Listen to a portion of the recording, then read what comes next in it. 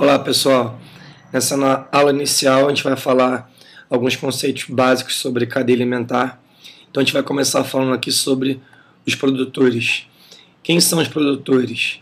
Os produtores, eles são os seres chamados autotróficos. E daí? Daí que ser autotrófico significa criar a própria matéria orgânica.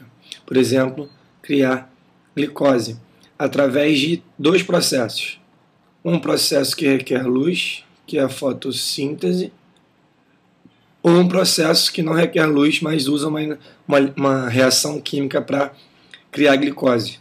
Usa uma reação química exotérmica e a partir da liberação de energia dela cria-se glicose. Um processo chamado quimiossíntese. Bom, primeira coisa, quem são esses seres produtores?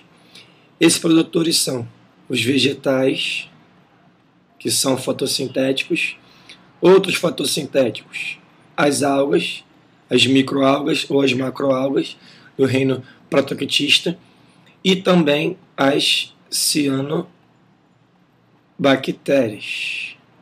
Muito bem.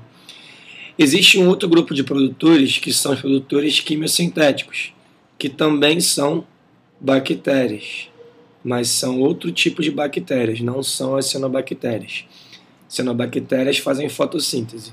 Bactérias quimiosintéticas fazem quimiossíntese. Bom, e qual é a função dos produtores? A função dos produtores é criar, que a gente chama de matéria orgânica, que é justamente uma coisa muito importante na cadeia alimentar. Porque numa cadeia alimentar é a criação dessa matéria orgânica pelos produtores que vai possibilitar depois ela ser transferida pelos níveis tróficos. Bom, então, relembrando aqui, produtores, eles fazem a matéria orgânica, principalmente glicose, e isso possibilita depois a transferência dessa matéria orgânica pelos níveis tróficos, uma vez que um ser vai se alimentar do outro. Bom, continuando aqui, a outra categoria importante da cadeia alimentar são os consumidores. Os consumidores, eles não são autotróficos, eles são heterotróficos, ou seja, eles vão buscar sempre no meio ambiente o seu alimento. Através de uma ingestão ou através de uma absorção, eles não conseguem criar sozinhos sua matéria orgânica, eles têm que buscar de alguém. Tá? Quem são esses seres? De modo geral, eles são animais, protozoários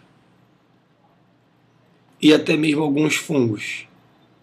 Cuidado para não confundir, porque tem fungo que está nessa categoria aqui embaixo, de decompositor. Mas também tem um fungo que pode absorver puramente a matéria orgânica, ele está absorvendo diretamente. Então, se ele está absorvendo diretamente e metabolizando essa matéria orgânica para ele, ele vai ser consumidor. Bom, então não esquece, consumidores heterotróficos de modo geral. E os decompositores? Os decompositores são um ser de extrema importância numa cadeia alimentar. Porque, como o nome diz, os decompositores eles fazem o processo de decomposição. Não tem como esquecer, né? E o que é essa decomposição? Essa decomposição é transformar a matéria orgânica morta no meio ambiente ou excretada, vou até botar aqui ó, o símbolo aqui, ó, rest in peace, matéria orgânica morta ou excretada por alguém, um animal, por exemplo, em sais minerais. E sais minerais é matéria inorgânica. Então, para não esquecer, vamos botar aqui, sais minerais. Essa transformação é o processo de decomposição. E quem faz isso são os seres saprofíticos. Quem são os seres saprofíticos? Um grupo de fungos e um grupo de bactérias. Em alguma literatura da biologia, você pode encontrar que tem protozoário que faz decomposição. E realmente tem. Mas para o vestibular, você vai focar nesses dois, fungos e bactérias.